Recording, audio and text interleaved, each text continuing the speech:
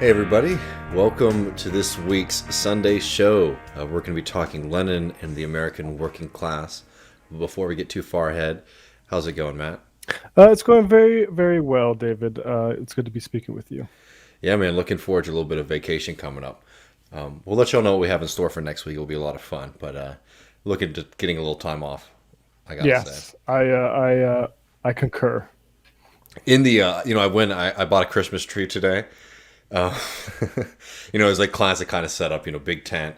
And you show up and there's nobody. It didn't really look like anybody was there. And there was three people just sitting behind the cash register. And, I wasn't being impertinent or anything, but I sort of walked up and I was like, is anybody going to help me out or, tell me Yeah, what to yeah. do? And the guy just looks at me and it was like 1:55 or something. And he's just like, I'll help you out a little bit, but my shift doesn't start until 2. Wait, and I was just like, I think a lot of other people would have been mad, but for me, I was like, hell yeah, man, I love it. Like, do not do any work until you're getting paid for it, for sure. Exactly, absolutely. That is, yeah, especially those sorts of where it's not a formalized job. Like my grandpa sold Christmas trees Yeah. for a while, and I remember him just be in this like little tiny like telephone booth style thing in the midst of all these Christmas trees in this park in downtown. And yeah, that's very funny. I respect to that guy for standing up for his rights as a worker. No, I agree. Like, we need more of that attitude, I have to say. Um, but we're going to be talking about workers for sure, maybe a little bit indirectly. Last week, we talked about the three components of Marxism, which is a really early text by Lenin. Breaking down why he finds Marxism to be a sort of, extremely valuable philosophy for, making revolution and for understanding history and society in general.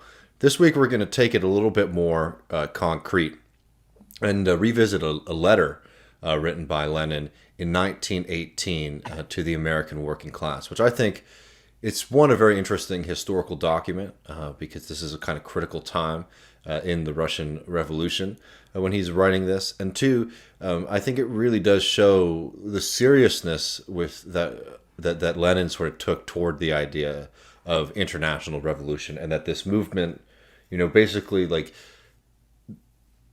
not that these kind of revolutionary movements could not be isolated, and they sort of needed to build a broad working class, international working class movement to be successful. And I mean, I was just saying to Matt before we went live, just to sort of contextualize this. This is, I think, first printed in 1918 in August, which was just a month after they had killed, as part of the Russian Revolution, Nicholas II of Russia. And I was just saying to Matt, it's an interesting moment for Lenin to be writing this, one, to the American working class, and two, within the revolution itself, because it is very close to being triumphant. But all the while, the Americans and the British in particular are starting to sort of foment counter revolution against the Bolsheviks and the working class revolution there. That's one thing that I think a lot of people forget.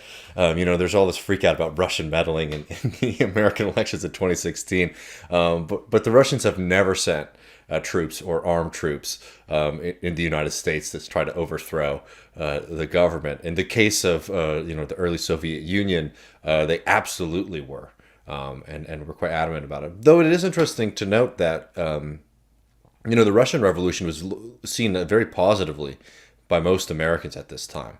It took a few years of serious propaganda to sort of like shift public opinion against the Bolsheviks.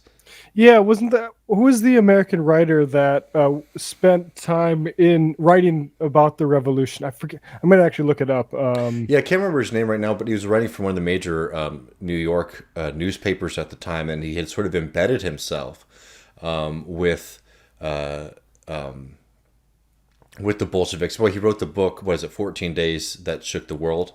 Right, that's what I'm thinking of. Yeah. And it's an on the ground account, and it's funny because she. There's so much propaganda when it comes to learning about the Russian Revolution in the United States. And sometimes people sort of throw his accounts away, even though he was a first-hand on the ground.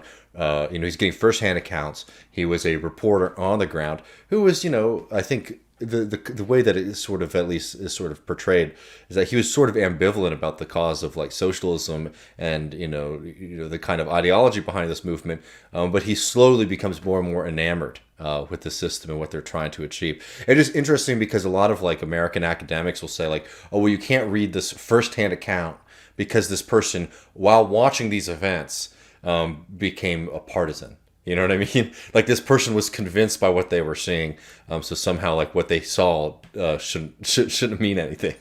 Right. Interesting. Yeah. I don't know, which is just like the most like kind of BS example of like how a lot of Americans sort of privilege like neutrality above all else, right? It's like if an account is like moving enough, if you're seeing something before your eyes that's sort of like challenging the ideas that you had going into an event, I don't know, I think that's extremely worthwhile. Well, I mean that in a way that's like a classic conversion narrative almost, and that is in certain circumstances something received really well by Americans. That's true. That's true. Yeah. And I noted only that. It's just an interesting moment in the Russian Revolution too, because you're starting to see these kind of splinters within the movement. I was noting to Matt that Lenin himself actually was very much against the execution of the Romanovs, not because he didn't want justice to be done, or that he thought that it was dangerous for to basically have something that people could rally around after the fact. But I think he really wanted there to be like a proper trial. But Trotsky just sort of did it anyway. And Lenin apparently had sent like a letter or telegram or something of that nature to sort of say like, well, I'm glad you've got them, hold them there. And Trotsky basically responds like, oh, I'm sorry, got a little carried away. Whoops. But Lenin later said that he actually thinks that Trotsky's decision was correct. So take that as either him, changing his mind eventually, or sort of standing with, Trotsky as time went on. And that's the thing. Like these are questions that pretty much revolutions, particularly against feudal aristocracies, often have to confront. Because on the one hand, like it's bad to kill in any situation. I agree with that. I don't like capital punishment. Mm-hmm. I don't like state murder. On the other hand, royals that are alive become rallying points for the counter-revolution / restoration. And and that's just fundamentally something I don't expect any of us to have to confront that sort of thing. But it's like it's not like, I feel like you said, like the way we're taught about these things, it's like, holy, look at that bloodthirsty. Yeah, they're just like, I mean, it's like the blood, and then also just sort of like they're out of control, right? Their passions are too inflamed. When it was a lot more tactical than that. But I think we should. This text, I mean, it is certainly about the Russian Revolution, and also, again, for people who just aren't familiar with the history, this is all happening in the theater of World War One. So a decent amount of this text is actually trying to kind of dispel rumors that the Russians, because Lenin famously, they pull out of the war. Lenin called the World War One, again, if people aren't familiar, I'll just very briefly, because this is a really important part of socialist history. One of the proudest traditions of the international socialist movement was its principled opposition to World War One, which undoubtedly, I think World War Two is a little bit more interesting ideologically on this. Like World War One was just clearly an imperial war. It was a war set to sort of carve up the last remaining parts of the globe for further colonization, and to sort of remake the map of Europe in favor of the Central Powers. So it was something that that Lenin and Debs and many other socialists were vehemently opposed to, and this is also where you start to see the crack up between when people talk about Rosa Luxemburg and these kind of early shifts in the early socialist movement. This is one of the critical moments where basically the question is, do you as a socialist movement stand with the international working class, or do you start to retreat into petty nationalism? And actually there was a good discussion on this exact hinge point with Danny Bessner and Matt Christman on Chapo, if people want to check that out, but for a little bit more context. But yeah, I think that'd be helpful. Yeah. No, but again, because you're going to hear a lot in this text, and we should just jump right into it. But a lot of talk about this kind of putting international socialism above the concept of nationalism, and this was a very active fight, and one that I don't know. It's been a while since we've sort of seen. I mean, I think opposition to American imperialism sort of like fills that role in some way. And maybe, there's a bit of American privilege here, where it's like easy for us to sort of be against American imperial wars. But you see this across like a lot of other European socialist movements even today. It's like it's easy to oppose the American monster, right? Because it's the big one. And you could even be a nationalist in Europe and still oppose the American kind of imperial war, which would be very different from like a principled internationalist socialist position, if that makes sense, right? It's like because America's like the big foreign other, it's easy to sort of oppose them, and we haven't seen something sort of fill that gap. We, at least on a like international organization level. Obviously, there's been principled opposition to the war in Iraq, Vietnam, etc. But like we haven't seen that as strong as a position as it was in 1917, when it ends up driving a wedge between a lot of socialist movements around the globe. Right. Yeah, I mean, it's crazy. Like, even there was like Mark Twain, no, not a socialist, but like was part of groups to like abolish war. The imagination at that time was entirely different. Absolutely. Yeah. But yeah, so this is a letter that was published in Pravda, and then sent to the to the American working people, to all of the different socialist newspapers and places that would publish it. And I think we'll just it's not a super long text, so I think we'll try to go through most of it. There's some bits that are like just so specific towards the World War One bit, and they're not unimportant. But I think that like this, we're not just doing this to go over like a history of World War One and the early Soviet Union. It's actually like, how does Lenin view the American Revolution? I think it's very interesting in relation to a lot of contemporary conversations that we're having today. And we can just jump right into it. Cool. Let me pull this up for everyone. All right, here we go. Comrades, a Russian Bolshevik who took part in the 1905 revolution and who lived in your country for many years afterwards, has offered to convey my letter to you. I have accepted his proposal, all the more gladly because just at the present time the American revolutionary workers have to play an exceptionally important role as uncompromising enemies of American imperialism, the freshest, strongest and latest, in joining in the worldwide slaughter of nations for the division of capitalist profits. At this very moment, the American multimillionaires, these modern slave owners, have turned an exceptionally tragic page in the bloody history of bloody imperialism by giving their approval, whether direct or indirect, open or hypocritically concealed, makes no difference, to the armed expedition launched by the brutal Anglo-Japanese imperialists for the purpose of throttling the first socialist republic. The history of modern, civilized America opened with one of those great, really liberating, really revolutionary wars of which there have been so few compared to the vast number of wars of conquest which, like the present imperialist war, were caused by squabbles among kings, landowners or capitalists over the division of usurped lands or ill-gotten gains. That was the war the American people waged against the British robbers who oppressed America and held her in colonial slavery.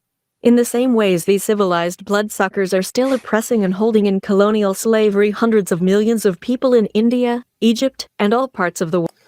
Can I just say, I like his use of terms like the bloodsuckers and the like modern slave drivers, or like because that's the mantle that these people literally took up.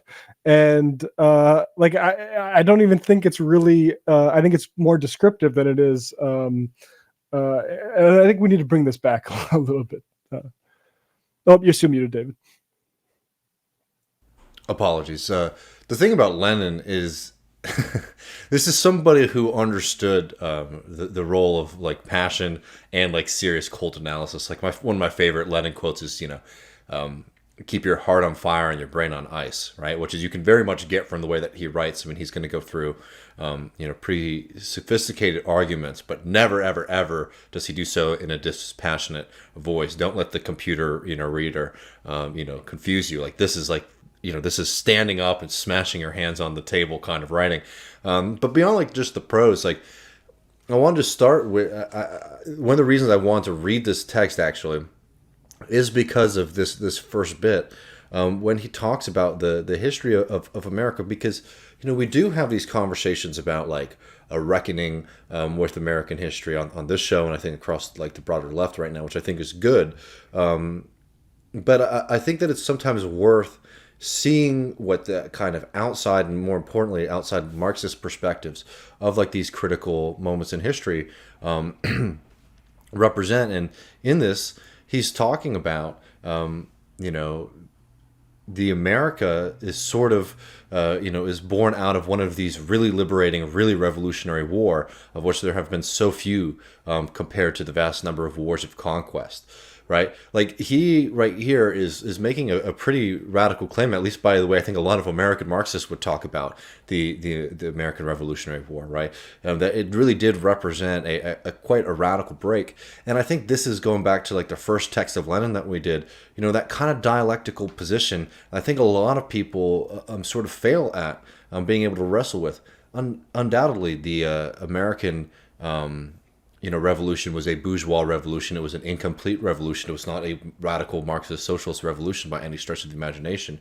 But it was radical in the sense of being something that was completely washing away the powers of the foreign powers of monarchy and aristocracy in American society. Yes, it replaces that with the system of bourgeois slavery, the system of entrenched American slavery as well, right? But as a force, it's breaking through these kind of extremely archaic and unmoving systems in a way that so even when they were oppressing people, and even when they were contradicting the own terms that sort of set up the system of American Revolution, the American founding documents, they had to come up with some kind of excuse for why they were doing it, right? Because again, even though it wasn't in place in the sense of all men are created equal in actuality, right? It was such a part of a founding mythos and ethos and the idea of living in America means you're living in a democracy, that it always has that kind of potential of progressive bent to it. Because it sort of has to match the claims that it's making to justify itself. Yeah. Sorry, I got a little bit lost in my own thought that I was. Oh no, I mean I just think that it's worthwhile to recognize here, because I think a lot of American people who consider themselves to be Leninists would think if you were to give them that text right there, they would be like, oh, this is a reactionary, oh, this is Kautsky writing, or somebody that they don't like. It's no, this is Lenin, and this is not some early Lenin or Lenin, this is Lenin at the height of revolutionary fervor and power saying this about the American Revolution, right? Yeah, and in a certain sense, it makes sense that they would have more in sympathy with the American Revolution, because that was also overthrowing a king, right? Yes. And that we kind of we're over that now. Come on, what are you going to do for me lately, sort of thing. But like we talked about earlier, having to decide if you're going to off a royal aristocracy line. And there's also we'll get into this next part here where we're talking about America, the emergence of America, and to see his recognition of that and at the time is very interesting. Yeah, let's get back to it.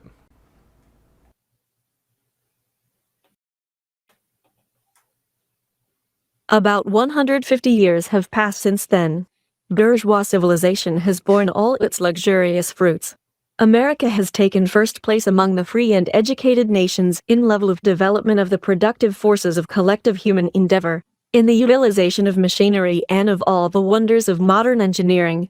At the same time, America has become one of the foremost countries in regard to the depth of the abyss which lies between the handful of arrogant multimillionaires who wallow in filth and luxury, and the millions of working people who constantly live on the verge of pauperism. The American people, who set the world an example in waging a revolutionary war against feudal slavery, now find themselves in the latest, capitalist stage of wage slavery to a handful of multimillionaires, and find themselves playing the role of hired thugs who, for the benefit of wealthy scoundrels, throttled the Philippines in 1898 on the pretext of liberating them, and are throttling the Russian Socialist Republic in 1918 on the pretext of protecting it from the Germans. I mean, that bit certainly speaks for itself, but it's worth highlighting. One, I think the inclusion of the American imperial conquest of the Philippines is really crucial, because if you look at the history of America really becoming an imperial nation, I mean, this is not the first, and it's certainly not the last, but is a key shift in American imperialism, not only because of its brutality, but the fact that we've done terrible things in the in North America for sure from the get-go, but like, now we're exporting this into to Asia. It's like, oh, maybe it's going to stop on the West Coast. Nope, I'm going to jump right over. Let's get in that Pacific. And I think again he like really develops there too the the kind of the movement of the early American Revolution. Okay, it breaks the system of like feudal slavery, and then it replaces it with wage slavery controlled by the American billionaires, right? Like, I think that's the way to sort of, I don't know, dance and think like a Marxist about history. And I think it's something that a lot of people really struggle with, is that they think everything has to be sort of seen in the final analysis, right? So incomplete movements being wrong because they're incomplete, right? Rather, like the Marxist, dialectical materialist theory is not a theory of like static, right? It's not a theory that you just sort of look at things only in their own time. You look at things as a part of, a moving society, a moving history. And therein you can see, the kind of radical potential of the early American Revolution, and then see what develops out of it.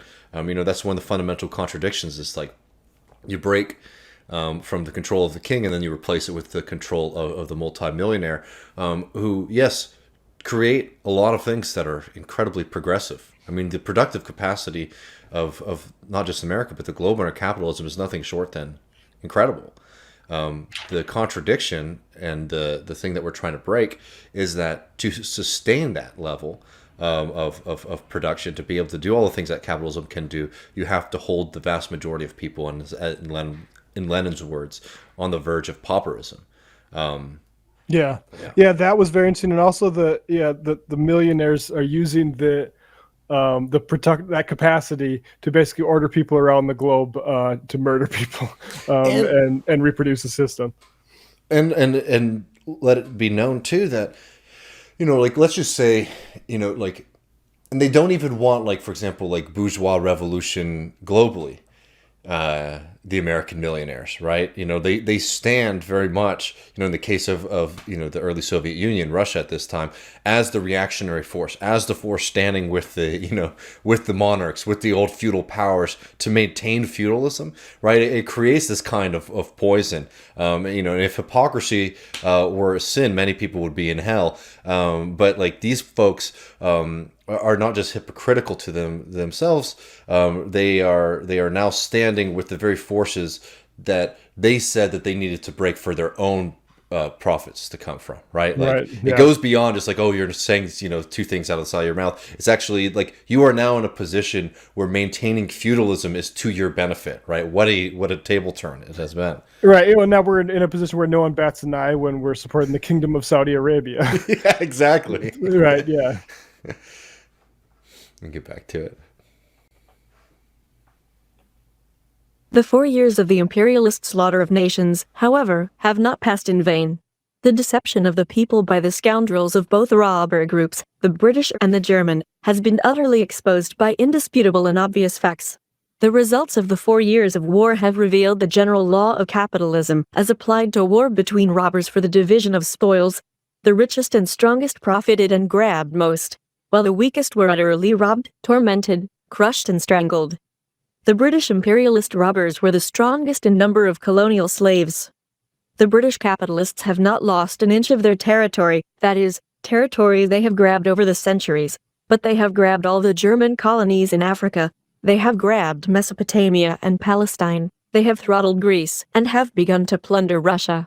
The German imperialist robbers were the strongest in organization and discipline of their armies, but weaker in regard to colonies. They have lost all their colonies, but plundered half of Europe and throttled the largest number of small countries and weak nations. What a great war of liberation on both sides! How will the robbers of both groups, the Anglo-French and the German capitalists, together with their lackeys, the social chauvinists, that is, the socialists who went over to the side of their own bourgeoisie, have defended their country? The American multimillionaires were, perhaps, richest of all, and I was just saying he's talking about the SPD there because they vote for war credits. I mean, this is one of the great splintering of the international, socialist movement is all of these kind of socialist parties and social democratic parties break from it, and they support their own, bourgeoisie in this imperialist war where there's no winner other than the kind of social chauvinists and like the national capitalists. Right. Big time for jingoism. How will the robbers of both groups, the Anglo-French and the German capitalists, together with their lackeys, the social chauvinists, that is, the socialists who went over to the side of their own bourgeoisie, have defended their country? The American multimillionaires were, perhaps, richest of all, and geographically the most secure. They have profited more than all the rest. They have converted all, even the richest, countries into their tributaries. They have grabbed hundreds of billions of dollars. And every dollar is sullied with filth, the filth of the secret treaties between Britain and her allies, between Germany and her vassals, treaties for the division of the spoils, treaties of mutual aid for oppressing the workers and persecuting the internationalist socialists. Every dollar is sullied with the filth of profitable war contracts, which in every country made the rich richer and the poor poorer. And every dollar is stained with blood, from that ocean of blood that has been shed by the 10 million killed and 20 million maimed in the great, noble, liberating and holy war to decide whether the British or the German robbers are to get most of the spoils, whether the British or the German thugs are to be foremost in throttling the weak nations all over the world. While the German robbers broke all records in war atrocities, the British have broken all records not only in the number of colonies they have grabbed, but also in the subtlety of their disgusting hypocrisy. This very day, the Anglo-French and American bourgeois newspapers are spreading, in millions and millions of copies, lies and slander about Russia, and are hypocritically justifying their predatory expedition against her on the plea that they want to protect Russia from the Germans. It does not require many words to refute this despicable and hideous lie. It is sufficient to point to one well-known fact. In October 1917, after the Russian workers had overthrown their imperialist government, the Soviet government, the government of the revolutionary workers and peasants, openly proposed a just peace, a peace without annexations or indemnities, a peace that fully guaranteed equal rights to all nations, and it proposed such a peace to all the belligerent countries. It was the Anglo-French and the American bourgeoisie who refused to accept our proposal. It was they who even refused to talk to us about a general peace. It was they who betrayed the interests of all nations. It was they who prolonged the imperialist slaughter. It was they. So, to note here, and I think this might be a bit where we can sort of skip forward a little bit, because what Lenin is trying to make sure is that the propagandists are not able to sully the name of the Russian Revolution, of the Bolshevik Revolution, because basically what happens is after the Bolsheviks are successful, they pull out of the out of the Great Imperialist War, out of World War One, and sign and offer a peace treaty, to all nations. In fact, offer to broker peace treaties between, the entirety of the powers at play. But yeah, the Americans, the French, and the British refuse, and then they start to sort of promote this idea because the Russians pull back, from the war with the Germans and the other Central Powers. They start to promote this idea that, the Bolsheviks have betrayed us, they've betrayed you, and they now stand with the Kaiser, right? Which is completely ludicrous. Undoubtedly, they needed to retreat. The Bolsheviks did need to retreat and sort of deal with the White Army domestically.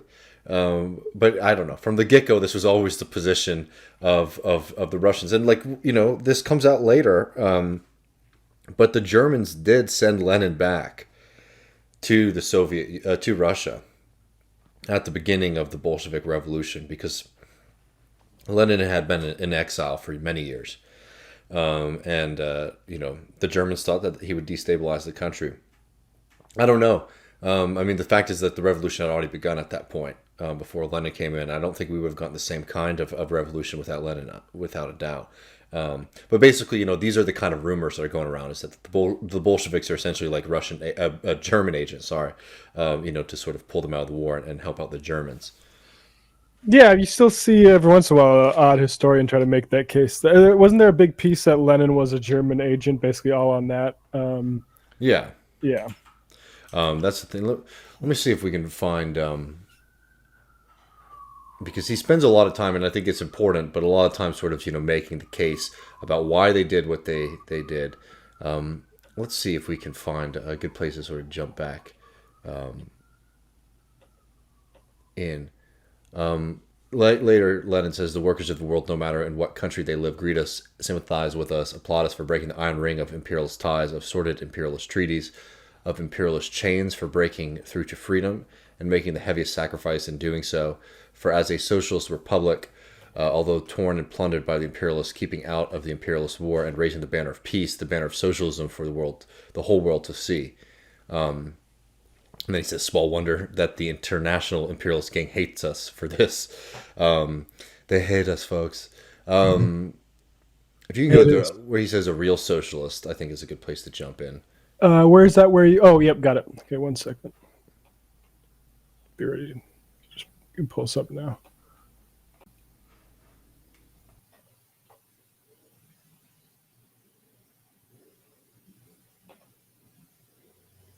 A real socialist would not fail to understand that for the sake of achieving victory over the bourgeoisie, for the sake of power passing to the workers, for the sake of starting the world proletarian revolution, we cannot and must not hesitate to make the heaviest sacrifices, including the sacrifice of part of our territory, the sacrifice of heavy defeats at the hands of imperialism. A real socialist would have proved by deeds his willingness for his country to make the greatest sacrifice to give a real push forward to the cause of the socialist revolution. For the sake of their cause, that is, for the sake of winning world hegemony, the imperialists of Britain and Germany have not hesitated to utterly ruin and throttle a whole number of countries, from Belgium and Serbia to Palestine and Mesopotamia. But must socialists wait with their cause, the cause of liberating the working people of the whole world from the yoke of capital, of winning universal and lasting peace, until a path without sacrifice is found? Must they fear to open the battle until an easy victory is guaranteed? Must they place the integrity and security of their bourgeois-created fatherland above the interests of the world socialist revolution? The scoundrels in the international socialist movement who think this way, those lackeys who grovel to bourgeois morality, thrice stand condemned. The Anglo... This is a critical point right here, and this has actually become a big theme of this text. It's sort of learning how to tally these moments, right? Like Lenin is, making the argument here that, nationalism, the concept of the nation, is just a way to divide an international class of peoples, right? And that's the working class, right? This is an imagined fatherland, is what he says there, right? And at that moment, he's very much coming against the cowards and those who turn their back on the international socialist movement to stand with, the imperialist nations, that they live in. And I think that's a very good lesson for Americans to sort of learn how to stand properly there. But he also makes a second note, right, which is like learning to understand this kind of patience that you were getting, for example, from those in Germany who stood with German imperialism over the international proletariat, is this idea that we have to wait until certain things play out on the international historical stage, and then we can have a movement, right?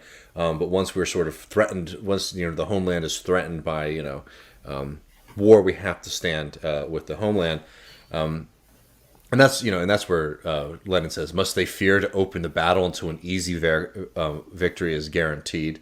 I think that it's a pretty strong argument there that Lenin is making, and also, when you look at, say whatever you want about Stalin, maybe we'll do a Stalin episode down the line, but you can't say that the Bolshevik and Russian Revolution weren't successful in history, right? I mean, just in the fact, if you are even just using imperial tally sheets, they create a backwards country into one of the most powerful nations in human history. They have incredible achievements in reducing poverty, matched with incredible scientific and economic it was just an extremely powerful civilization, one that it's sort of funny, I think, for people our age who grew up post-Soviet Union, in a post-Soviet globe, to sort of reckon with, because Russia sort of does fall out of international its power significantly wanes in our lifetime. So the point here is that the early parts of the Soviet Union were brutal. I mean, they face a hell of a lot. And Lenin's going to sort of break down some of those dynamics in a moment. But just this idea is we're just going to wait around until the conditions are just perfect. This is just it's a lesson that one of my professors at school taught me, who was Iranian, and he always said that we were all like in the third world, we're all Leninists, because Lenin is the only one who says you can make conditions for yourself. While like a lot of other like of that kind of like patient European tradition was saying like we have to wait for things to open, and then we can have these movements. And unfortunately, this is one of the great tragedies of so much of these early socialist movements across Europe and even in the United States, is that they had this belief that like things are going to develop into a point, and then the contradictions will just get so big, everything is going to blow up. And now you look at it, and all of those parties have completely declined. The socialist movement is very lost. That perspective has been very much the Fabian. Yeah, the Fabian, but also like Kautsky on this as well. You can argue that yes, eventually the Soviet Union, collapses, and certainly, like Leo Panich is somebody who is, has significant criticisms about like, the Soviet Union as a system. But you can look at one group that was able to seize state power and to utilize it to some, benefit, versus others who sort of like made a lot of deals and had to, I don't know.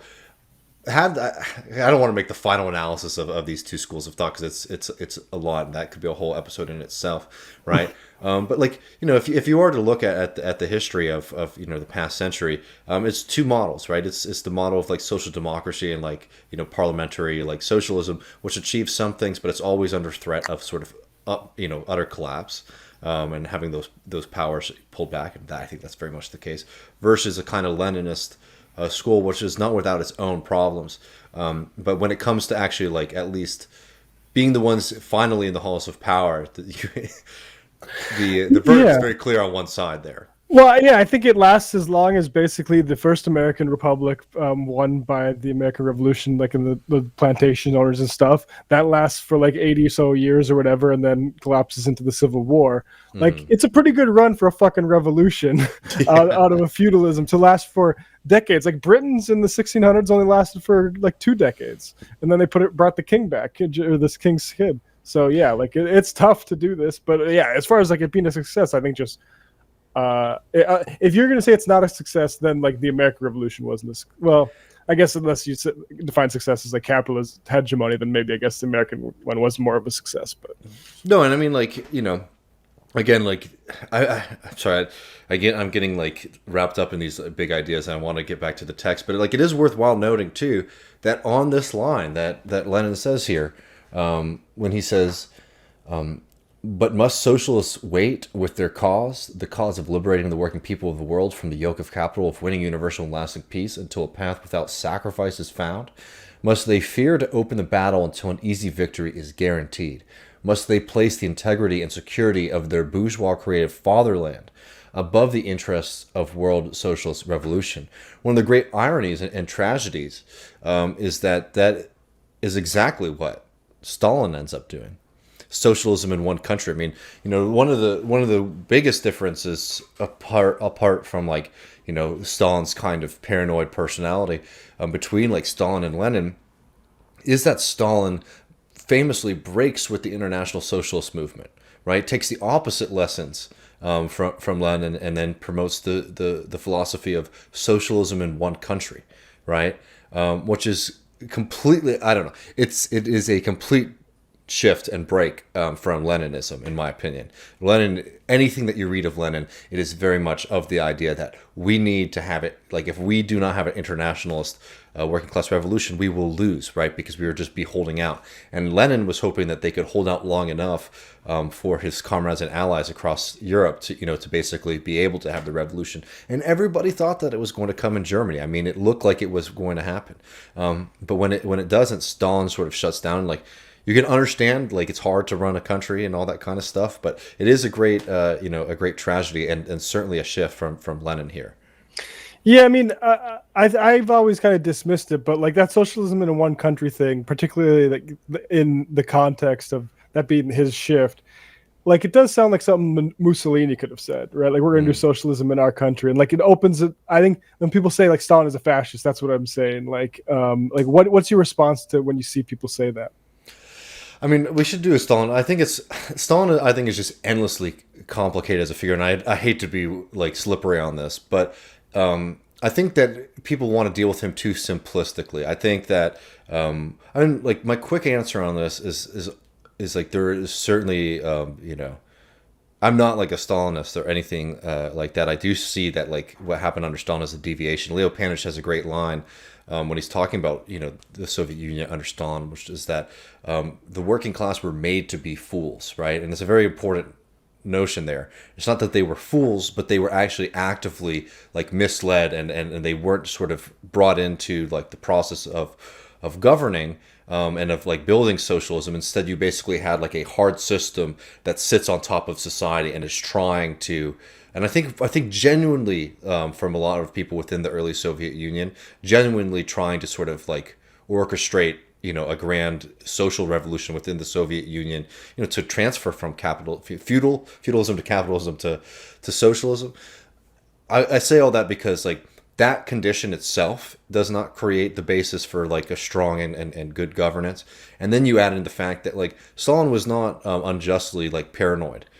In the sense that like there were plenty of people who were within the party who were actually like American agents, and like this is like known fact at this point, right? So what I'm saying is like the conditions create Stalin as much as Stalin creates the conditions, Right. and I think that sometimes people do too much of a simplistic view of Stalin, where like it's like, oh, if only like Trotsky was, if Trotsky had won out at the after Lenin's death, like it would be different. I don't know if that's frankly the case, and I know that like I've probably pissed off a lot of people who care about Soviet Union history by saying that, but like I really do think that unfortunately like a lot of these things were sort of baked in, and like Lenin was really trying to like dance with all of these.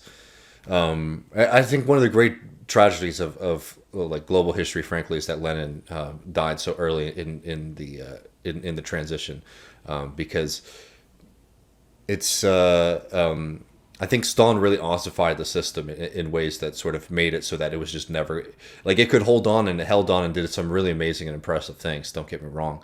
But I think pretty early on it ossified to a point, like the state itself and being able to penetrate it as like working class people. It didn't continue that work of continuing to like revolutionize society.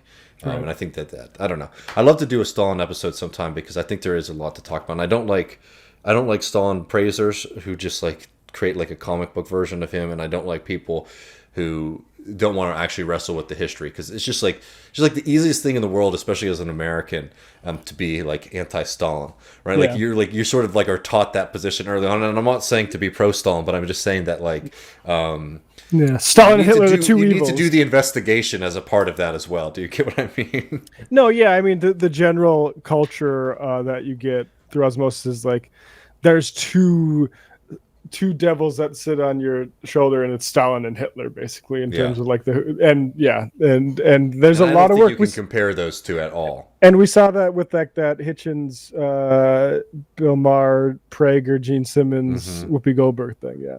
So this next section here, we just skipped ahead a little bit. Lenin is sort of responding to people who are accusing the early Bolshevik revolution of, I don't know, being in bed with the Germans because they have signed a peace treaty with them. The American people resorted to these tactics long ago to the advantage of their revolution, when they waged their great war of liberation against the British oppressors. They had also against them the French and the Spanish oppressors who owned a part of what is now the United States of North America.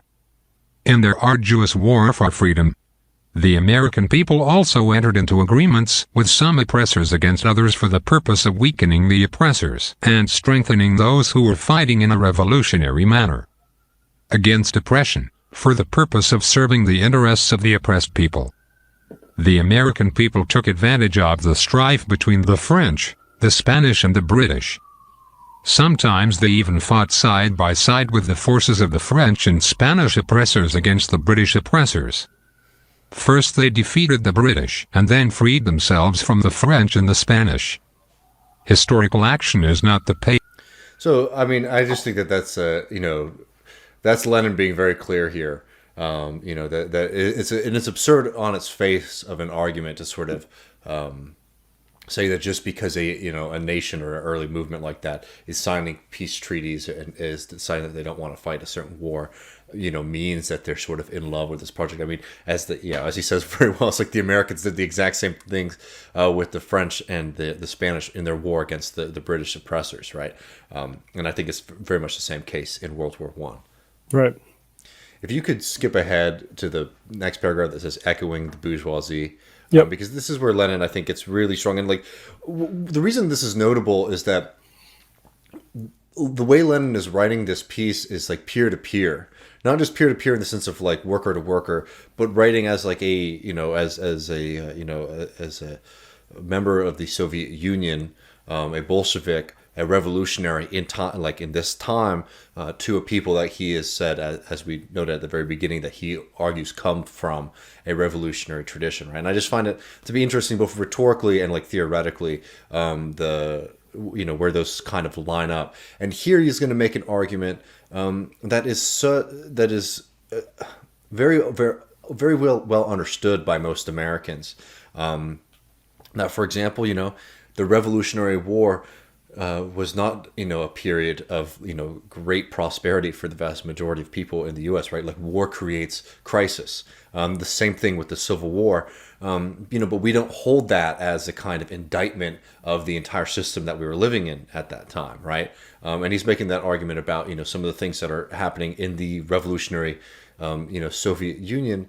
Basically, there's all this propaganda about, shortages of good and of foods, and those are very serious and tragic, and he's not downplaying that at all. But sort of recognizing it's like, well, yeah, we're also like having a revolution, and the entire society is upended while we try to like claw power back from the the feudal system. Echoing the bourgeoisie, these gentlemen like to blame us for the chaos of the revolution, for the destruction of industry, for the unemployment and the food shortage. How hypocritical these accusations are, coming from those who welcomed and supported the imperialist war, or who entered into an agreement with Kerensky, who continued this war. It is this imperialist war that is the cause of all these misfortunes. The revolution engendered by the war cannot avoid the terrible difficulties and suffering bequeathed by the prolonged, ruinous, reactionary slaughter of the nations. To blame us for the destruction of industry, or for the terror, is either hypocrisy or dull-witted pedantry. It reveals an inability to understand the basic conditions of the fierce class struggle, raised to the highest degree of intensity that is called revolution. Even when accusers of this type do recognize the class struggle, they limit themselves to verbal recognition. Actually, they constantly slip into the Philistine utopia of class agreement and collaboration. For in revolutionary epochs the class struggle has always, inevitably, and in every country, assumed the form of civil war, and civil war is inconceivable without the severest destruction, terror and the restriction of formal democracy in the interests of this war. Only unctuous parsons, whether Christian or secular in the persons of parliamentary socialists, cannot see, understand and feel this necessity. Only a lifeless man in the muffler can shun the revolution for this reason instead of plunging into battle with the utmost ardor and determination at a time when history demands that the greatest problems of humanity be solved by struggle and war. The American people have a revolutionary tradition which has been adopted by the best representatives of the American proletariat, who have repeatedly expressed their complete solidarity with us Bolsheviks. That tradition is the War of Liberation against the British in the 18th century and the Civil War in the 19th century. In some respects, if we only take into consideration the destruction of some branches of industry and of the national economy, America in 1870 was behind 1860. But what a pedant, what an idiot would anyone be to deny on these grounds the immense, world historic, progressive and revolutionary significance of the American Civil War of 1863 to 65. Oh, you're muted. I love that point so much. I mean, what an idiot would say that, like, production went down in 1870 when compared to 1860. This was a bad war. It's pretty rich. Yeah, absolutely. Like, I mean, Megan McArdle would probably. Oh, for sure. Right. And she's like the crazy libertarian author who makes the argument to folks that, oh, because you can enjoy strawberries, your life is better than a king. To people who are like afraid of all of their possessions being taken from them by debt collectors and, and folks like that, who cannot live without going to work for somebody else. I don't find that to be very king-like, but no, I mean, like, I think that like that first point about like, yeah, of course, and it's a very basic point, frankly, is that like revolution does not, immediately, better conditions, but you're breaking down the systems of pure evil. And I have to say, I love to think of the Russian Revolution in that kind of tradition that Lenin is putting up here as well, of like extensions of these early democratic revolutions, and most importantly of the American like Civil War. And I don't know, it feels quite like it's something of that we should take as a badge of honor, that these revolutions are part of the American tradition as well. And in this case, like Lenin is also including them in like the kind of general march of progress and history. Yeah, totally. And yeah, let's go to this. I mean, these next two paragraphs are great, so let me just jump right into them. Yeah, the representatives of the bourgeois. That's where we're at, right? Yeah. Oh, ready when you put me up. Oh, excuse me.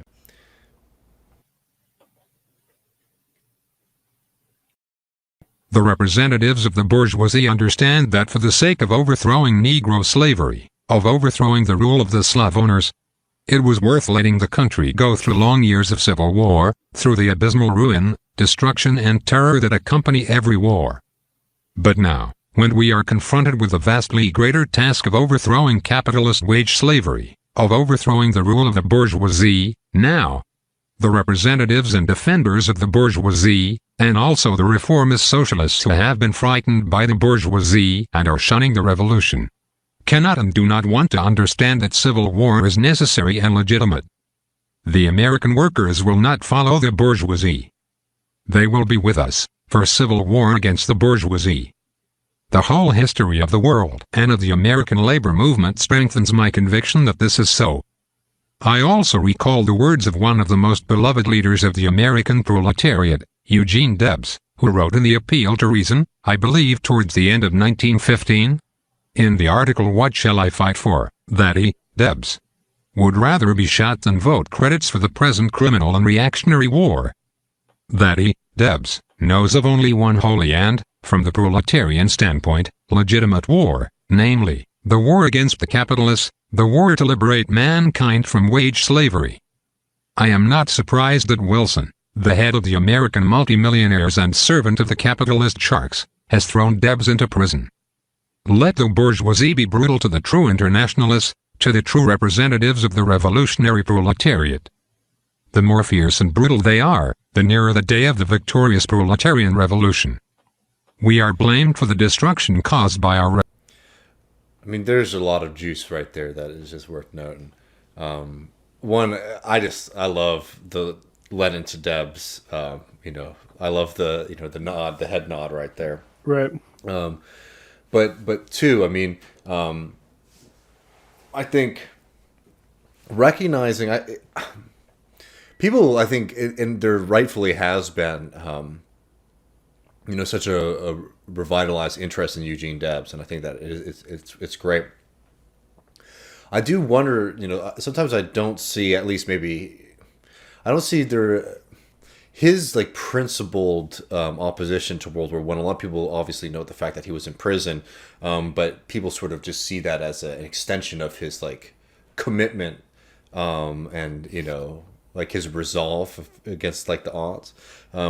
But this, like the opposition to World War I, was like no small part of the socialist tradition. Like they found this to not just be like, oh, we're upholding our principles and like standing by our beliefs, but that like opposing this war in and of itself was actually going to be critical for advancing the class struggle. And I think that position has been sort of borne out by history, is that the movements that were unable to sort of break from the nationalist fervor, you do start to see those become much more co-opted and corrupted, versus the movements that from the get-go, like Debs, said, I'm not going to vote for war credits, and I'd rather be shot than go and fight a worker abroad, right?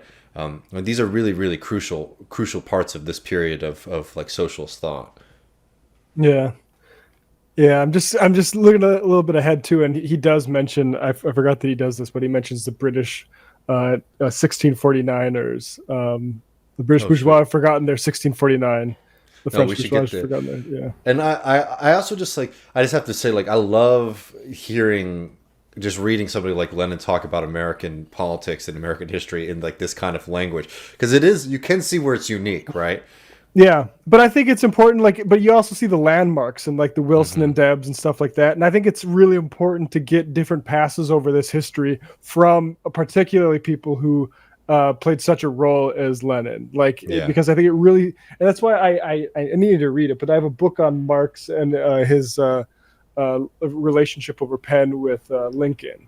And like that sort of stuff, like, I think it really shrinks the world in a way that makes it a lot more comprehensible. No, I think for sure. Yeah, and then, like, I love the line, Wilson, the head of the American millionaires and the servant of the capitalist sharks. Yeah, that's so good. Let's bring that back.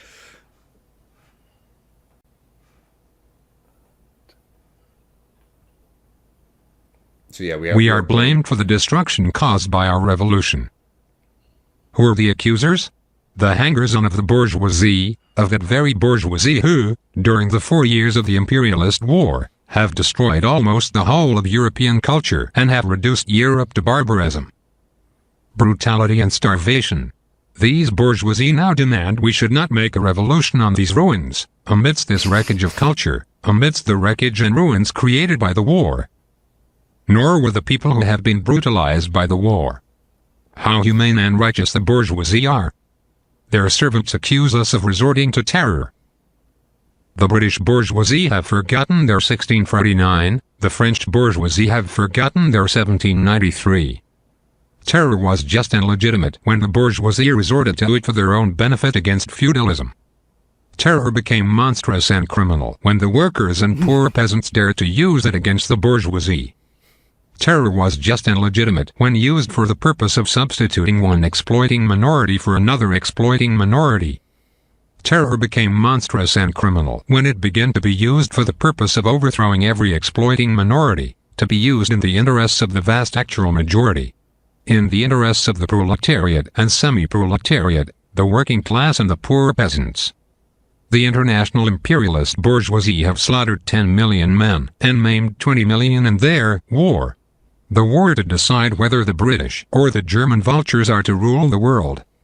If our war, the war of the oppressed and exploited against the oppressors and the exploiters, results in 500,000 or 1 million casualties in all countries, the bourgeoisie will say that the former casualties are justified, while the latter are criminal.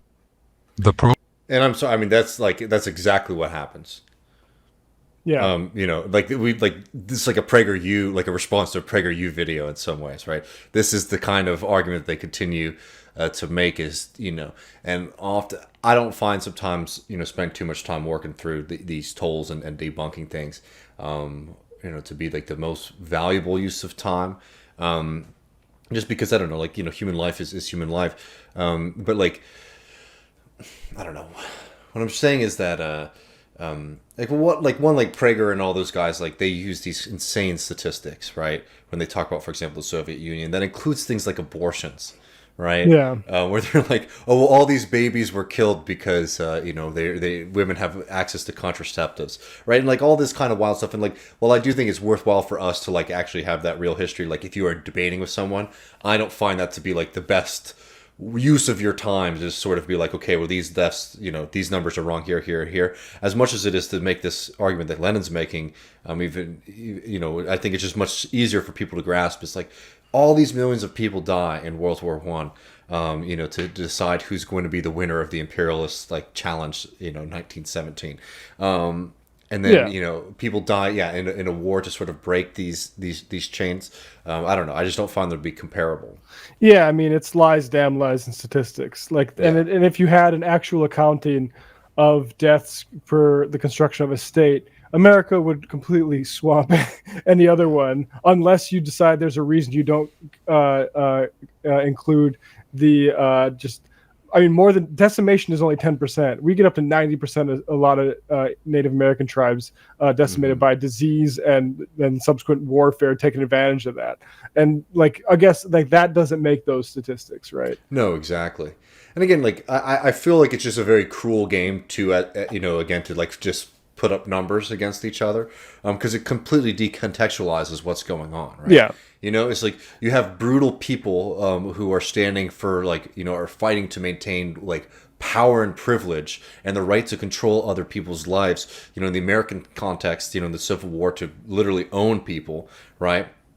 And I don't think that like sitting there and counting up numbers like tells you what actually is going on in that context, right? Yep. All right. Yeah.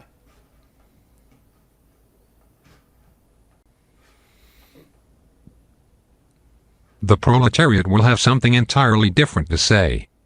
Now, amidst the horrors of the imperialist war, the proletariat is receiving a most vivid and striking illustration of the great truth taught by all revolutions and bequeathed to the workers by their best teachers, the founders of modern socialism. This truth is that no revolution can be successful unless the resistance of the exploiters is crushed. When we, the workers and toiling peasants, captured state power, it became our duty to crush the resistance of the exploiters. We are proud we have been doing this. We regret we are not doing it with sufficient firmness and determination. We know that fierce resistance to the socialist revolution on the part of the bourgeoisie is inevitable in all countries, and that this resistance will grow with the growth of this revolution. That's true. The proletariat will crush this resistance. During the struggle against the resisting bourgeoisie, it will finally mature for victory and for power. Let the corrupt bourgeois press shout to the whole world about every mistake our revolution makes. We are not daunted by our mistakes. People have not become saints because the revolution has begun. The toiling classes who for centuries have been oppressed, downtrodden and forcibly held in the vice of poverty, brutality and ignorance cannot avoid mistakes when making a revolution. And, as I pointed out once before, the corpse of bourgeois society cannot be nailed in a coffin and buried. The corpse of capitalism is decaying and disintegrating in our midst, polluting the air and poisoning our lives, enmeshing that which is new, fresh, young and virile in thousands of threads and bonds of that which is old, moribund and decaying. For every 100 mistakes we commit, and which the bourgeoisie and their lackeys shout about to the whole world, 10,000 great and heroic deeds are performed, greater and more heroic because they are simple and inconspicuous amidst the everyday life of a factory district or a remote village, performed by people who are not accustomed to shout to the whole world about their successes. I just wanted to note here, because this is something that does, end up shifting post-Lenin. Is like Lenin is very much admitting too that this process is not a perfect process, right? Like a revolution is not something where you just like sort of step, somebody throws you the keys to the car and just ready made to go, right? It's like, you have to build and you have to crush some older systems, and mistakes will be made. But again, it's like not having this the kind of fixation on like just zeroing into like one event, to sort of tell you what is the truth of the character of this movement. And instead of zooming out, like I'm saying, going back to that first text we read about like understanding the kind of toolbox that Marxism gives us, right? Instead of sort of zooming in on one event and only viewing it in that kind of context and being able to actually have this larger view of history and these movements, doesn't like absolves everybody's like morality. In fact, Lenin makes the argument here too, is that essentially that the feudal system and the brutality that most people have been brought up into does not create good people, right? And even like amongst their own ranks, like there are people who are doing bad things, right. And it is not absolving them, but it is also saying like we cannot let this sort of be how we paint and understand a revolutionary movement and moment. I mean, like, frankly, like, this is one thing that, like, revisionists get a lot, just to go back to the Civil War, where I think people probably are much more determined as to which side is the good one versus the bad one. But there are plenty of stories in the Civil War of, like, northern, like, severe brutality, not just to soldiers, but to people, right? And those moments, are absolutely horrific, and we shouldn't like deny the humanity of like bad, the fact that bad things are happening to people, right? But like, does that change the righteousness of like the cause to vanquish slavery? No, right? Yeah. I'm just saying, like, as like in the South, like this is a big part of how they tried to like create this lost cause mythology, saying like, oh well, look what happened to this town. Yeah. Like, the town was raised, and yeah. And that's I mean, I think that is almost you see that in the Spanish Civil War. It's atrocity. It's who can outdo who with the atrocity stories and propagandize them better, right? And I mean, I think that goes back eons and eons. Like, look at, they did that to us, and let's shut up about what we did to their women, right? Like that sort of stuff. Yeah, no, I mean, no, exactly. And like, this is like, and it's very understandable why you can have that reaction to some of those stories and moments. But the point is, like, this is where arming yourself with this kind of historical perspective, this materialist perspective, sort of breaks you from the kind of trappings of just like, I don't know, bourgeois Right. morality, where you're like, oh well, both sides have done bad things. It's like, yeah. I mean, as Lenin says, it's like, we could make 10,000 mistakes, and still like the cause of breaking the power of wage slavery in this country, of feudal power in this country, is the righteous and correct path to take. Yeah.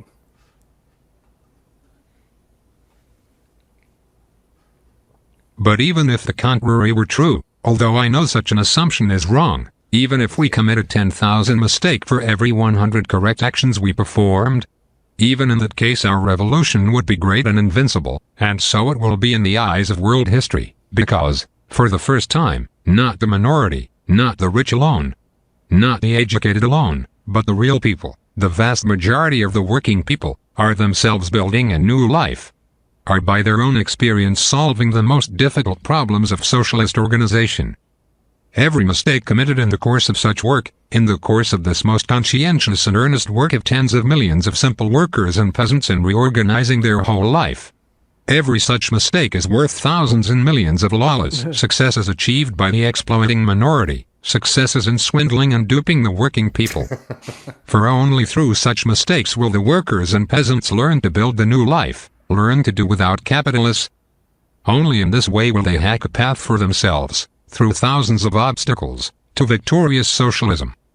Mistakes are being committed in the course of their revolutionary work by our peasants, who at one stroke, in one night, October 25th to 26th, 1917, entirely abolished the private ownership of land, and are now, month after month, overcoming tremendous difficulties and correcting their mistakes themselves, solving in a practical way the most difficult tasks of organizing new conditions of economic life, of fighting the kulaks, providing land for the working people, and of changing to communist large-scale agriculture.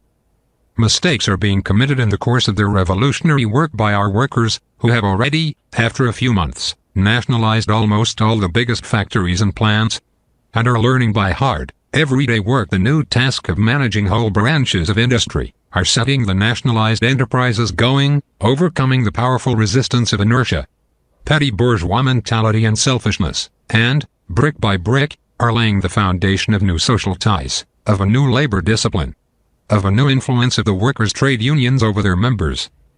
Mistakes are committed in the course of their revolutionary work by our Soviets, which were created as far back as 1905 by a mighty upsurge of the people.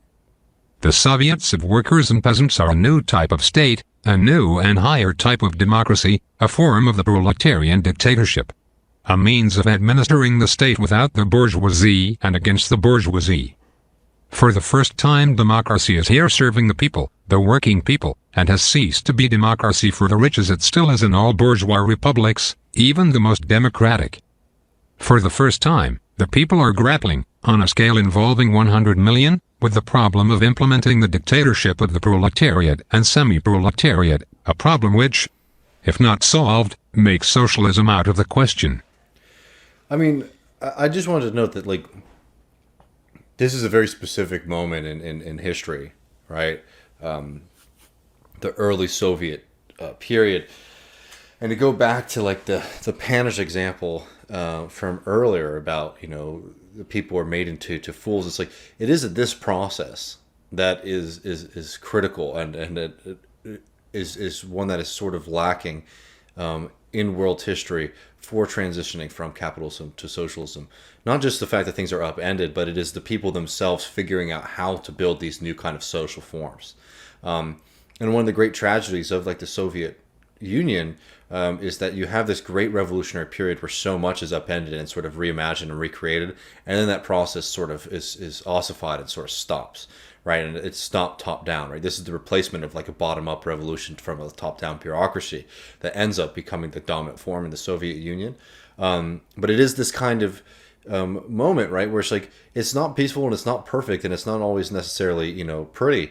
But it is beautiful in its own way, right? The idea of, you know, millions of people coming together trying to create something new, when we don't have, you know, the guidebook to figuring out exactly like what is new labor discipline in a world without capitalism, right? If we're not living in a world where like coercion and hunger are sort of used by the bosses to get people to show up to work every day, how do we create new social ties and new social bonds and new ways of thinking that get you to show up and do the socially necessary work, you know, to sustain ourselves, right? Like figuring those problems out are very serious ones, and we don't have like necessarily the clearest answer to.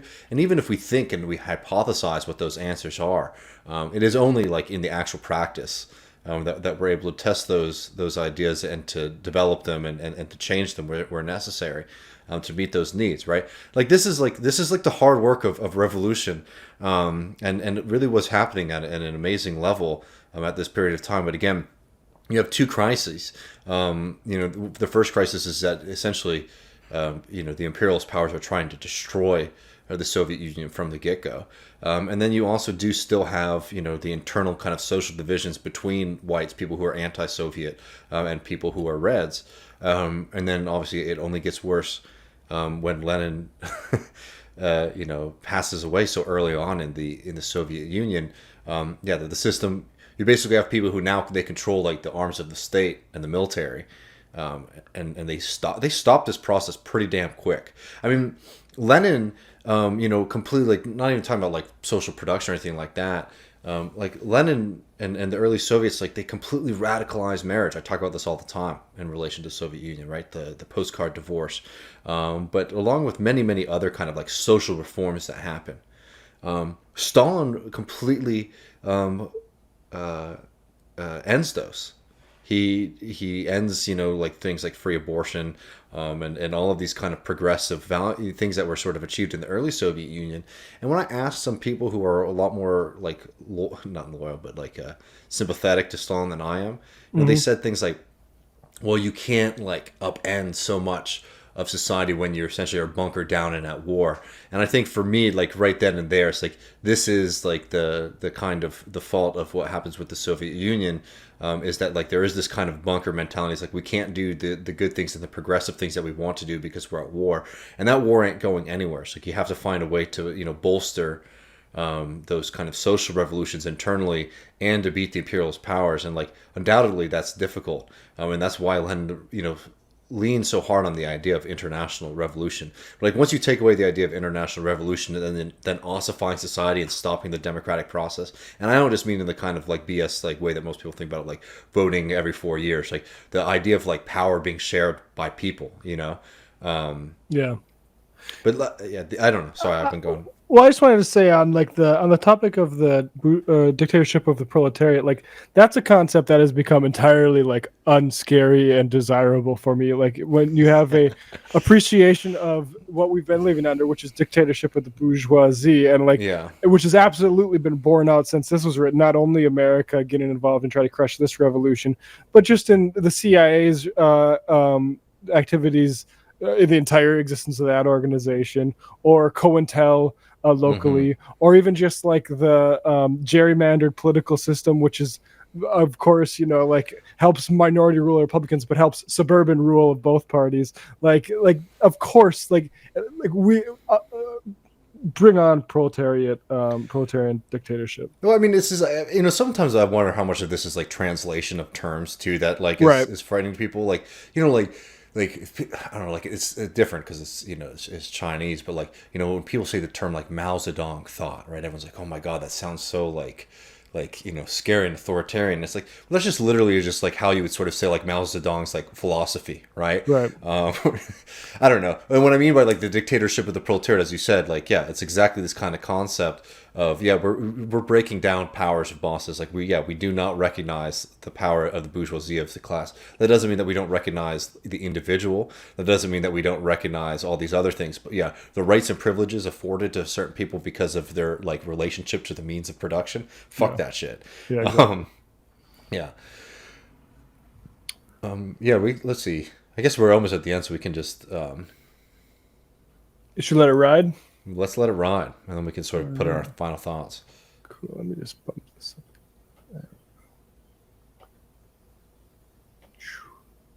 And you want to put her up? Oh, excuse me. Yeah. Let the pedants, or the people whose minds are incurably stuffed with bourgeois democratic or parliamentary prejudices, shake their heads in perplexity about our Soviets. About the absence of direct elections, for example. These people have forgotten nothing and have learned nothing during the period of the great upheavals of 1914 to 18. The combination of the proletarian dictatorship with the new democracy for the working people, of civil war with the widest participation of the people in politics, such a combination cannot be brought about at one stroke, nor does it fit in with the outworn modes of routine parliamentary democracy. The contours of a new world, the world of socialism, are rising before us in the shape of the Soviet Republic. It is not surprising that this world does not come into being ready-made, does not spring forth like Minerva from the head of Jupiter. The old bourgeois democratic constitutions waxed eloquent about formal equality and right of assembly. But our proletarian and peasant Soviet constitution casts aside the hypocrisy of formal equality. When the bourgeois republicans overturned thrones, they did not worry about formal equality between monarchists and republicans. When it is a matter of overthrowing the bourgeoisie, only traitors or idiots can demand formal equality of rights for the bourgeoisie. Oh, shit. Okay. I gotta do a different... Do we have to change the voice, or can we... let's see. Ah, shit. Okay, hold on. Let me... I'll have to use a different program. We're so close to the end, we could just read the most important paragraph. I can just read that out to us. Okay, cool. Yeah. I guess we'll just restart. Y'all are going to get a treat here. I'm going to read out the last bit of it because our computer broke down on us.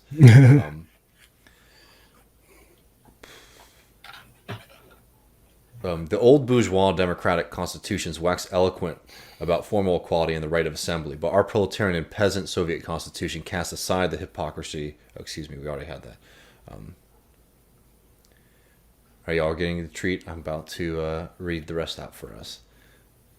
Our Soviets have confiscated all the buildings in town and country from the rich and have transferred all of them to the workers and peasants for their unions and meetings. This is our freedom of assembly for the working people. This is the meaning and content of our socialist constitution.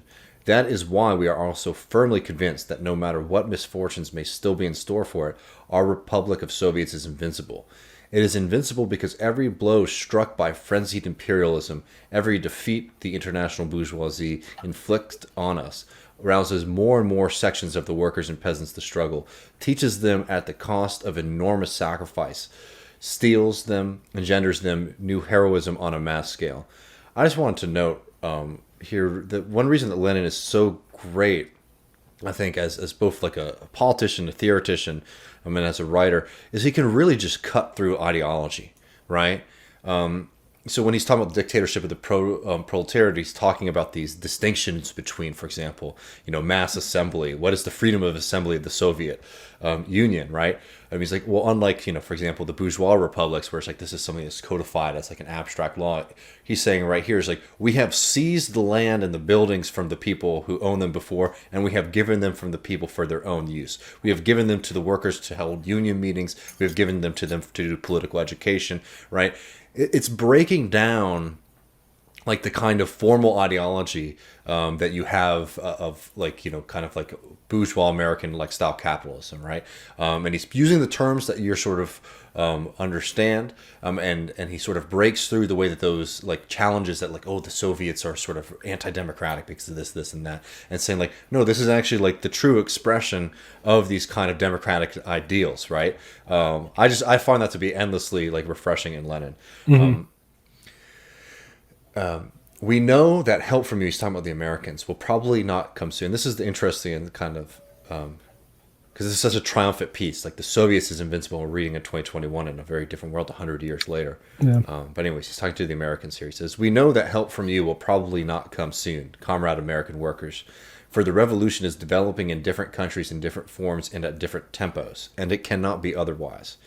We know that although the European proletarian revolution has been maturing very rapidly lately, it may, after all, not flare up within the next weeks. We are banking on the inevitability of the world revolution, but this does not mean that we are such fools as to bank on the revolution inevitably coming on the definite side and early date. We have seen two great revolutions in our country, 1905 and 1917, and we know revolutions are not made to order or by agreement.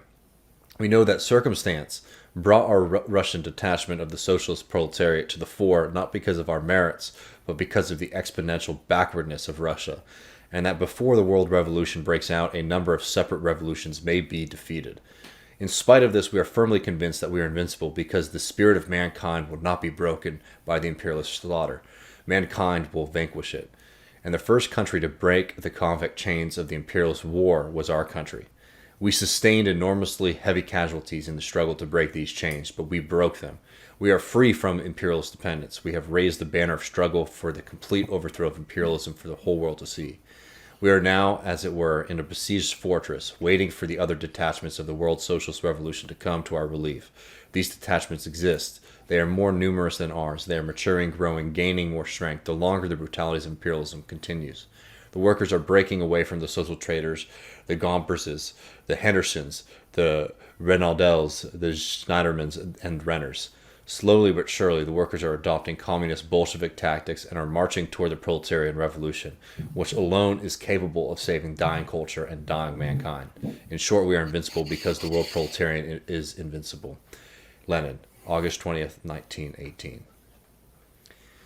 It riles you up a little bit, and I have to say, like, it gets you both excited and a little sad. Yeah, it's really amazing. Like, you know, set aside like what it must, because we have no experience of what a Soviet Union existing was, right? Like we came right after that. The only imagination I have is like in the fucking Americans, or what's really interesting is like in like the 1940s or like era, like 30s, like that sort of discussion of like, or even like after this, right? Like how that example before it is turned into like, oh my God, Stalin, right? When it's still like this existing counter model. It'd be really nice to have something like that still existing.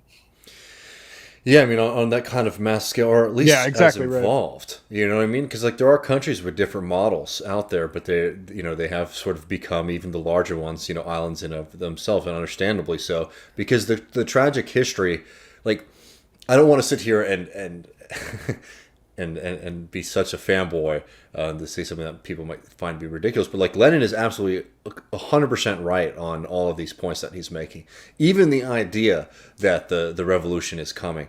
I think the thing that Lenin doesn't foresee is just the discipline and tenacity and brutality with which both the American and the Western European bourgeoisie are going to like organize themselves to crush this possibility, both internally and internationally. I mean, in England, shortly after this, I mean, the secret police are essentially arresting people for being communists. Germany, we all know what happens there with a horrible right wing reaction that ends up following the Weimar Republic, and even before then, the betrayal of the SPD, to the international revolution, right? Like it takes an incredible amount of resource and strategizing to sort of crush this this movement that seemed like, history was sort of trending in that direction. And we all know the story in the United States. I mean, he is writing there saying like, oh, it'll take some time to develop, but you're living in the United States over those next 15 years. I mean, it feels like it could be coming at any time, or at least it's going to start to like really, really, explode. And it is these kind of reactionary trade union movements in the United States that play such a great role in sort of destroying the early organizational capacity of the communists. I mean, yeah, and that's like the beauty. Like, as I love the feeling of like the excitement that Lenin's writing with here, and then knowing sort of how it's going to play out is devastating. And that excitement gets channeled in domestically in America into like the New Deal sort of shift. It is really depressing, and it's funny, like you mentioned that thing about Stalin reversing the social policy, because you see the exact same basically reversion to in the Dakota like farm populists. There was a lot more of that social sort of like progressiveness. And then once you actually get into power in the 30s, it becomes like frankly, like a white farmer patriarch party, and they do a lot of stuff. They take on capitalists, and that legacy still is important to this day. Nonetheless, like, did you sort of defang some of like the actual potential of it when making those decisions that we're going to basically construct a capitalism that works for farmers for a little bit until like, I guess the 70s and 80s when the monopolies can, come back again and take that land finally. No, I mean, I agree with you so much. And like, this is something just to put it into a contemporary discourse too. I mean, there's this kind of fanciful belief that like what we need to be doing is like, sort of like, mild to maybe even radical like class politics, but merge it with like a kind of like socially reactionary, socially conservative politics. That has not been borne out by history as a kind of model that you want to emulate. In fact, it was these kind of radical movements that were demanding, the shifts not just in capitalism, but also in the kind of politics of the home, and the politics of gender, the politics of race. Right? Those things have always been connected, and I think it is really notable that like the first thing Lenin gives a speech, and maybe it'll be a good one for a further Lenin reading. But like it's one of my favorite Lenin moments because it's like 1920. And he gives his like great speech to like the Congress of the Soviets, right? It's like a triumphant revolutionary moment. Like they finally, for the most part, have like dispelled the power of the whites and the counter-revolution.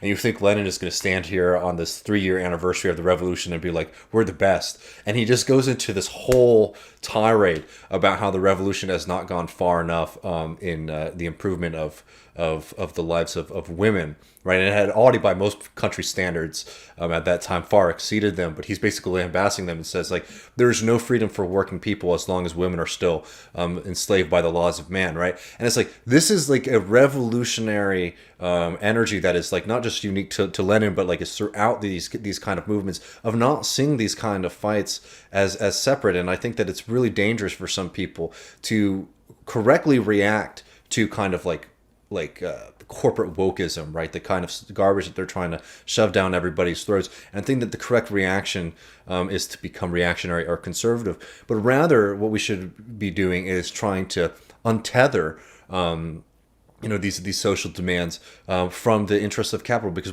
they're trying to defang and divide a movement and correct movements. I think for a lot of social and justice within our society, right? Don't let them detether that, untangle that from like the radical demands to address the system of capitalism, which creates the vast majority of those problems in the first place. Yeah, and just another like the track record of that. There's these letters between John Adams and his wife, Abigail, and she says, "I long to hear that you have declared an independency. And by the way, in the new code of laws, which I suppose it will be necessary for you to make, I desire you would remember the ladies and be more generous and favorable to them than your ancestors. Do not put such unlimited power into the hands of husbands." I love Abigail and Lenin to have a conversation. That would be fascinating. And John Adams is like, yeah, that's hilarious. Literally, I that was like how I summarized it. Here's the very first line: "As to your extraordinary code of laws, I cannot but laugh." So there's There's John Adams' response. Oh, that's so perfect. Yeah, I mean, we've gone on for a while. And I thank everybody for hanging out with us. Please let us know, one, what you're thinking. I'm always curious what people take away from these texts, and if you enjoy this format. Two, I mean, if I were to just summarize, I mean, I think that Lenin makes a really great argument of sort of understanding what goes into a revolution. I think sometimes people get very fanciful about them. It's like, it's going to be like, if that were to happen in your lifetime, it's a very difficult time. It's not something that you should take lightly. I think that's a really important argument. I think the historical arguments about imperialism are fascinating. I think the arguments he's making about the American tradition are phenomenal. But also his ability to cut through just these bullshit kind of talking points of like bourgeois democracy, right? And like, freedom of speech, etc., right? And he's sort of always able to just like rip through that kind of like very bizarre and zoomed out concept of what those things mean, and actually put them on their own feet in the world today, and to make the challenge the correct one, in my opinion. That like the working class movements are much better stewards of those kind of values of free speech, of free assembly, of democracy, than the capitalists who want to control your labor and everything else in the world. Yeah, I mean that especially the free speech thing. Like, what better example and proof of Lenin's warnings about like those sort of bourgeois rights is like the Citizens United era, where we literally like convert that. Instead of like the implicit, like we know that free speech is freer for some other people for this entire fucking like history. Well, now we need to literally just say like actually money is speech, literally. I think no, and I feel like Lenin. Again, this is the fascinating thing between Lenin as like a thinker and a revolutionary. Like, it would be a great vindication of so many of the arguments that Lenin's making about bourgeois freedom, right? To see Citizens United, come into place, right? To say that, oh yeah, corporations have the freedom to buy votes. Corporations have the freedom to buy politicians is truly one of the great encapsulations of that kind of Marxist critique of, bourgeois democratic like values. Like, see what they actually mean in practice. Yeah. And a famous line of Lenin is like, on freedom of speech is like, I think this is a good way to distill it. It's like, somebody's like, oh, well, what about the concept of freedom of speech? And Lenin responds to him and says like, freedom for who and freedom to do what? Right. Yeah. And it's just like, those are the secondary questions that like, I think a lot of political liberalism sort of leaves out. Absolutely. Well, and again, it's like, when he's complaining about the press, who's running the press in that time in history? Who's running it now, right? It's fucking capitalists. Yeah. Yeah. Well, that was a lot of fun. We went for a while. I hope you all enjoyed. Matt and I will be back next week. Hang out with us, our show plans. I'll be back on Tuesday as well. See you, folks.